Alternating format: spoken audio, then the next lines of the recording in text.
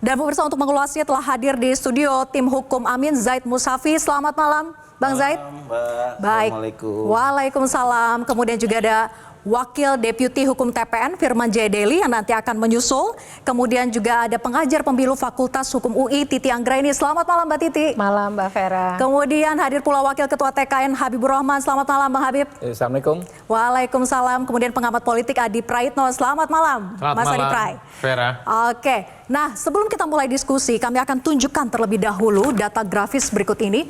Ini adalah perolehan dari Komisi Pemilihan Umum Republik Indonesia per tanggal 17 Maret 2024, di mana KPU sudah mengesahkan suara pemilu di 33 provinsi. Kita lihat untuk Pilpres, Prabowo Gibran ini dengan 76 juta suara, artinya unggul dibandingkan dengan dua paslon lainnya. Anies Mohaimin 31 juta suara, kemudian Ganjar Mahfud selanjutnya. Baik. Oke. Ini dia, Ganjar Mahfud di 23 juta suara. Saya ingin ke yang suaranya unggul dulu nih, Bang Habib. Di berbagai kesempatan TKN ini sering menyebutkan bahwa kubu 02 juga menjadi korban yang dicurangi dan juga yang dirugikan. Padahal dari data kita lihat bahwa kubu 02 ini unggul. Yang jadi pertanyaan adalah dirugikannya di mana, Bang Habib? Ya justru itu.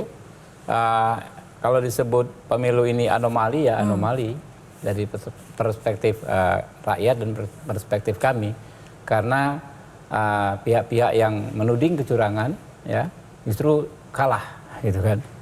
Nah, karena itu kami juga ingin menyampaikan, walaupun gini Mbak, secara umum besok itu panggung di Mahkamah Konstitusi itu kan kami tidak duduk sebagai pemohon, ya, yang pemohon itu paslon 1 dan paslon 3.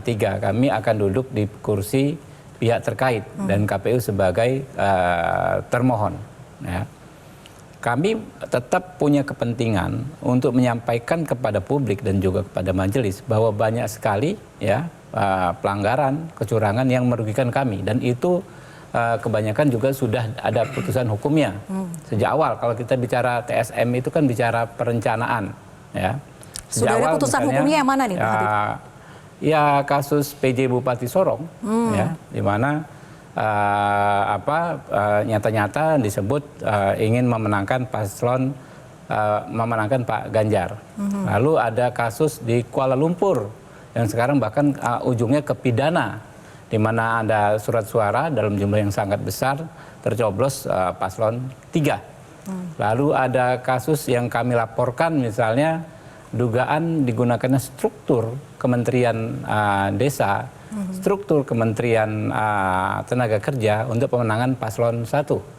Juga ada dugaan yang sudah kami laporkan dan lalu ditindaklanjuti dengan penghitungan suara ulang di Tapanuli Tengah, ya, penggelembungan suara untuk paslon 1.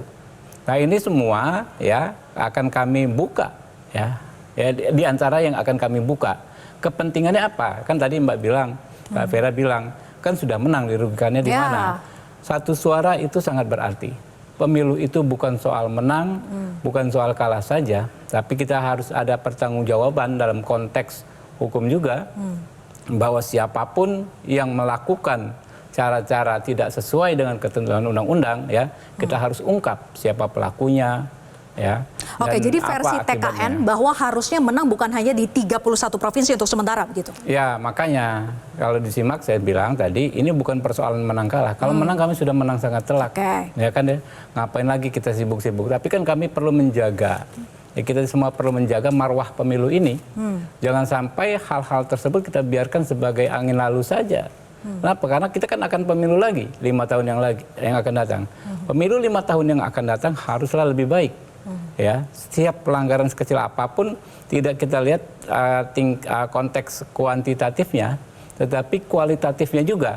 Ya, kita harus cek dan harus lihat dan pastikan tidak terulang. Nah, kita perlu sama-sama punya komitmen untuk memperbaiki demokrasi kita. Jelajahi cara baru mendapatkan informasi. Download Metro TV Extend sekarang.